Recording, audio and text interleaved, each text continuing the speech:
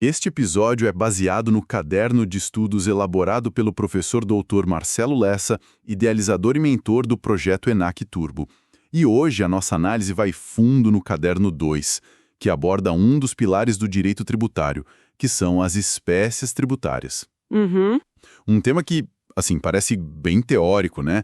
Mas tem implicações muito práticas, especialmente para quem atua na área de cartórios. Exatamente. E o interessante da abordagem do professor Lessa é que ele nunca trata o tema de forma isolada. É verdade. Ele sempre conecta, né, o direito tributário com o notarial, registral, administrativo, constitucional. E isso faz toda a diferença.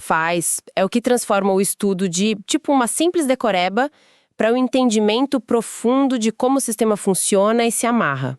Perfeito. Então nossa missão hoje é justamente essa, né? Decodificar a famosa teoria pentapartida, que o Supremo Tribunal Federal adotou. Principalmente resolver de uma vez por todas aquela grande questão: qual é a verdadeira natureza jurídica dos emolumentos de cartório? E por que isso muda tudo? Bom, vamos começar pelo começo. O que afinal define um tributo? O material nos leva direto ao artigo 3º do Código Tributário Nacional, que tem aquela definição bem informal: prestação pecuniária compulsória. É aquela definição que assusta um pouco, né? Mas assim, a ideia é até que simples. Vamos traduzir isso. Boa, pensa assim. Tributo é um pagamento em dinheiro, que é o pecuniário, que você é obrigado por lei a fazer. É compulsório. Não tem escolha. Não tem escolha. E não é uma multa porque você não fez nada de errado, sabe? É o que diferencia de sanção por ato ilícito. E, por fim, o fiscal não tem a opção de perdoar a dívida. Ah, isso é importante. É a tal da atividade plenamente vinculada. Se a lei manda cobrar, ele tem o dever de cobrar. É a lei impondo uma obrigação. Ponto final. E a partir daí a gente começa a organizar a casa, a classificar esses tributos. O material mostra que nem sempre foi como é hoje. Não mesmo. Existiu a teoria bipartida, mais antiga, e a tripartida, que é a que está escrita lá no CTN. Impostos, taxas e contribuições de melhoria. Isso. Mas aí o jogo mudou com a Constituição de 1988. Ela trouxe novas figuras que não se encaixavam muito bem nesse modelo de três. Ficaram sobrando. Ficaram. Então o Supremo Tribunal Federal olhou para a Constituição e disse: olha, o mapa é maior do que o CTN desenhou. E aí nasce a teoria que vale hoje. E assim nasceu a teoria pentapartida, ou de 5 espécies. Hoje a gente fala em impostos, taxas, contribuições de melhoria e os 2 novos. Os empréstimos compulsórios e as contribuições especiais. Exatamente. E aqui que mora uma das primeiras grandes, pegadinhas de prova, que é o critério para a gente saber quem é quem nesse zoológico tributário. Uhum. O código, lá no artigo 4º, diz que o que define um tributo é o fato gerador, ou seja, a ação que dispara a cobrança, né? Isso. A lei diz basicamente: não me importa para onde o dinheiro vai, me diga por que você está cobrando. Certo. E essa regra funciona como um relógio para diferenciar impostos de taxas. Mas aqui vem o que o material chama de pulo do gato do STF, onde ele vira o jogo. E como é essa virada? Para os empréstimos compulsórios e para as contribuições especiais, a regra muda completamente. É como se o governo fizesse uma promessa. Uma promessa. Vou te cobrar este tributo, mas, olha, prometo que ele será usado exclusivamente para financiar a sua aposentadoria, por exemplo. Ah, entendi. Se o governo quebra essa promessa, o tributo se torna inconstitucional. A finalidade aqui não é só um detalhe, sabe? É a própria razão de existir do tributo. Então a destinação vira o critério de validade. Exatamente. Que interessante. Então, para alguns tributos, o dinheiro é irrelevante, mas para outros é a alma do negócio. Vamos então explorar esse território, começando pelo mais famoso de todos, os impostos. Os impostos são os únicos tributos que a gente chama de não vinculados. O que isso quer dizer na prática? Significa que o fato gerador, o motivo da cobrança, não é uma ação do Estado para você. É uma ação sua. Como assim? Ganhar dinheiro, que gera o imposto de renda. Ser dono de um imóvel, que gera o IPTU. Ou comprar algo, ICMS. Você manifesta riqueza, o Estado cobra uma parte. E o dinheiro vai para um caixa geral. É o famoso princípio da não afetação da receita. Certo. E qual conexão direta disso com a atividade de um cartório? Parece distante, mas, pelo que eu vi, não é. A conexão é total. O tabelião e o registrador, como o professor Lessa destaca, atuam como uma espécie de longa mão do fisco. Uma longa mão, gostei. Pois é, eles não podem, por exemplo, lavrar uma escritura de compra e venda sem que a parte comprove que pagou o imposto de transferência. Seja o ITBI municipal ou o ITCMD estadual. Exato. A responsabilidade por essa fiscalização é enorme e recai diretamente sobre eles. Entendi.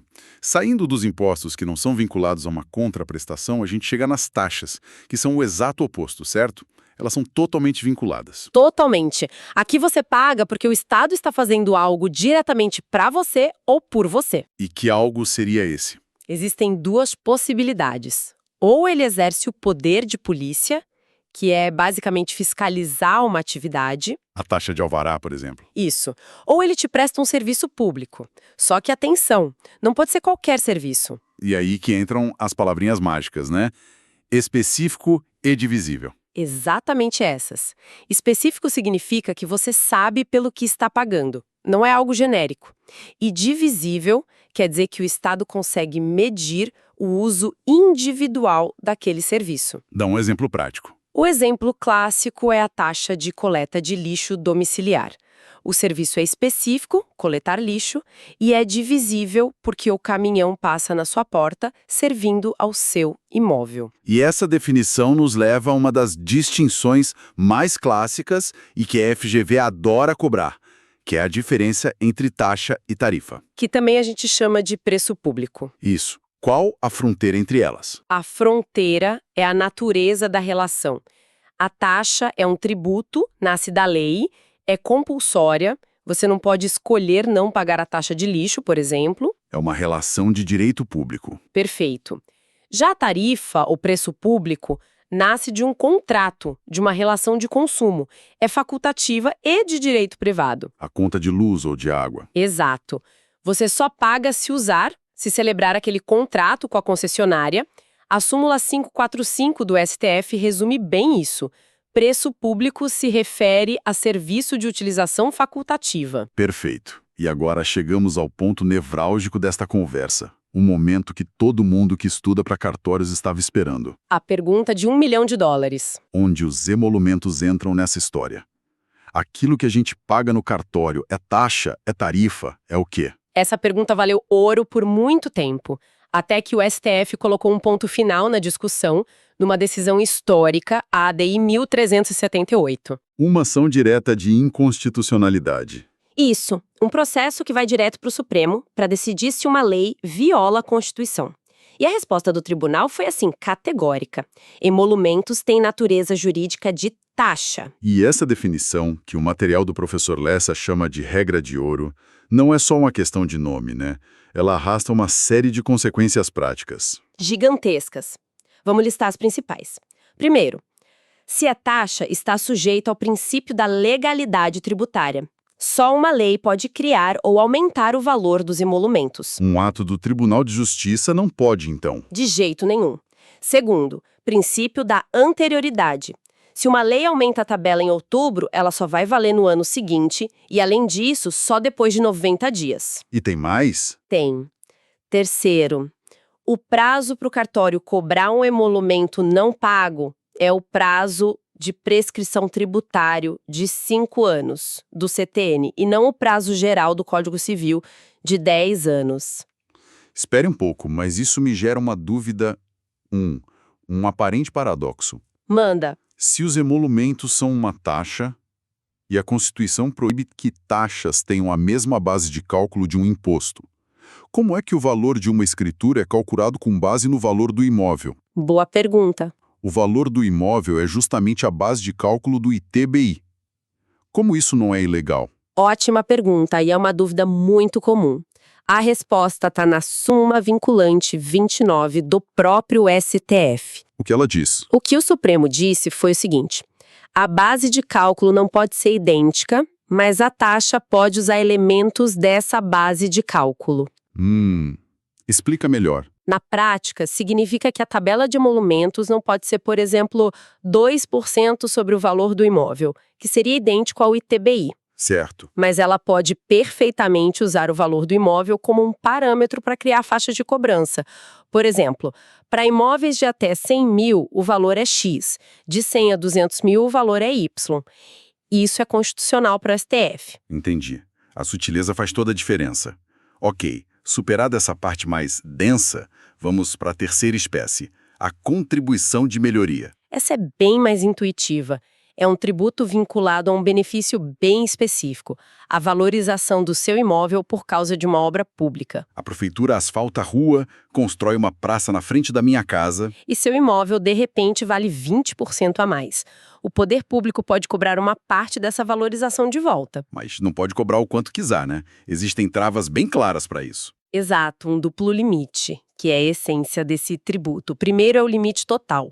O governo só pode arrecadar, de todos os vizinhos somados, o valor que gastou na obra. O Estado não pode lucrar com a obra. Não pode. Se a obra custou 1 milhão, a arrecadação não pode passar de 1 milhão. E o segundo é o limite individual, de você. Ele só pode cobrar o quanto o seu imóvel valorizou. Se a sua valorização foi de 5 mil reais, esse é o seu teto. Entendi. Agora vamos para os tributos que a Constituição de 88 trouxe de forma mais explícita. O quarto, empréstimos compulsórios. O nome já soa como algo grave. Pense nele como uma medida de emergência do governo federal. Só a União pode criar? Só a União, e exige lei complementar, que é um tipo de lei mais difícil de aprovar no Congresso, precisa de mais votos. Isso já mostra que não é para ser usado a todo momento. E quais são essas situações de emergência? São basicamente 3 cenários extremos: calamidade pública. Como uma pandemia ou um desastre natural. Exato. Guerra externa ou a necessidade de um investimento público urgente e de relevante interesse nacional. E a característica fundamental, que está no nome, é que é um empréstimo. O dinheiro tem que ser devolvido. Tem que ser devolvido. A restituição é obrigatória, em dinheiro e com correção monetária. Se o governo não devolve, deixa de ser empréstimo e vira confisco, o que é proibido. Certo. Fechando o nosso quinteto, temos a quinta e última espécie, as contribuições especiais, que a gente também chama de parafiscais. É uma categoria bem ampla, né? Sim, é uma espécie de guarda-chuva que abriga vários tipos de tributos com finalidades bem específicas. O material do professor Lessa as organiza em 4 grupos principais. Quais são? As sociais, que financiam a Seguridade Social, como o INSS, as de intervenção no domínio econômico, as CIDs, como a CID Combustíveis, as de interesse de categorias. As anuidades dos conselhos, tipo CRM e CREA. Isso.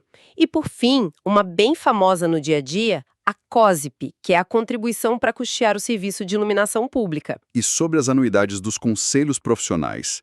Tem aquela polêmica clássica, envolvendo a OAB, a Ordem dos Advogados do Brasil, ela entra nessa regra. Não entra. E essa é uma exceção importantíssima. O STF decidiu que, enquanto a anuidade do CRM ou do CREA é um tributo, a anuidade da OAB tem uma natureza jurídica sui generis. Única em seu gênero. Exato. O Supremo entendeu que a OAB não é uma autarquia como os outros conselhos, então sua anuidade não segue o regime tributário. É uma grande exceção. Ufa, passamos pelas 5 espécies. Agora, para ajudar quem está estudando, vamos condensar tudo isso. É a hora do fichamento estratégico. Perfeito. O caderno traz uma frase de impacto que é uma mão na roda para organizar as ideias. É quase um mantra. E qual é a frase? Imposto é riqueza, não vinculado. Taxa é serviço ou polícia, vinculado. Contribuição é finalidade, destino. Empréstimo é calamidade, restituível. Melhoria é obra, valorização. Fantástico. Se a gente memorizar isso, já tem o conceito central de cada uma das 5 espécies. Exato. E vamos reforçar a regra de ouro que já discutimos. Emolumento é taxa. E isso tem uma consequência prática para o delegatário que não podemos deixar de citar. O tributo é indisponível. O que isso quer dizer? Quer dizer que o tabelião ou registrador não pode, por conta própria, dar um desconto nos emolumentos. Isenção só se vier de uma lei específica. Não há margem para negociação. Exatamente. E para fechar esse bloco, vamos a algumas pegadinhas clássicas da jurisprudência que as bancas adoram. Como a FGV. Como a FGV. A primeira é a confusão entre a antiga taxa de iluminação pública e a atual COSIP. Ah, essa muita gente ainda confunde. Sim, os municípios tentaram por anos cobrar uma taxa de iluminação, mas o STF disse não pode e editou a súmula vinculante 41. E por que não pode? O motivo é que iluminação pública é um serviço uti universiae, ou seja, um serviço para todos. Não tem como medir quem está usando a luz do poste. É um benefício geral e por isso não cabe numa taxa. Que precisa ser individualizada. Isso. A solução que a Constituição deu foi criar a COSIP, uma contribuição específica para isso. Outra confusão comum é entre taxa de limpeza pública e taxa de coleta de lixo. Perfeito. O STF também pacificou isso na súmula vinculante 19. A varrição de ruas, limpeza de bueiros, é um serviço geral, uti universi. Impossível dividir a conta. Exato. Por isso, não pode ser cobrada por taxa. Agora, o lixo da sua casa. Ah, esse lixo sai do seu portão. O serviço é rastreável, é específico e divisível. Portanto, a taxa de coleta de lixo domiciliar é constitucional. Perfeitamente constitucional. E para fechar as polêmicas, pedágio e tarifa de esgoto, o que são? O pedágio hoje é majoritariamente entendido como tarifa, preço público, especialmente quando a rodovia é de uma concessionária e existe uma via alternativa gratuita. Você paga se quiser usar. E o esgoto? Já a tarifa de esgoto, o STJ tem uma posição interessante. A cobrança é devida mesmo que a empresa só faça a coleta e o transporte sem realizar o tratamento final. Entendi. Que o material nos inspira a fazer algo para além da memorização. Vamos lá. Se os emolumentos são uma taxa, um tributo, e o delegatário do cartório tem o dever de fiscalizar o recolhimento de outros tributos, como o ITBI, até que ponto essa função redefine a percepção pública da atividade? A atividade deixa de ser vista só como um serviço e passa a ser, na prática, uma extensão da própria administração tributária. É um pensamento para levar. Uma reflexão excelente e que muda a perspectiva. Nossa jornada hoje nos levou por todo o universo das 5 espécies tributárias. E ficou muito claro como a teoria e as decisões do STF moldam a prática diária, especialmente na atividade extrajudicial. Podcast produzido a partir do conteúdo do projeto ENAC Turbo, sob autoria e orientação do professor Dr. Marcelo Lessa. Se esse conteúdo ajudou, não esqueça de se inscrever no canal e ativar o sininho das notificações. Assim, o YouTube avisa imediatamente assim que o próximo resumo for liberado. E deixem nos comentários qual outro caderno ou tema gostariam de ver analisado. Até a próxima!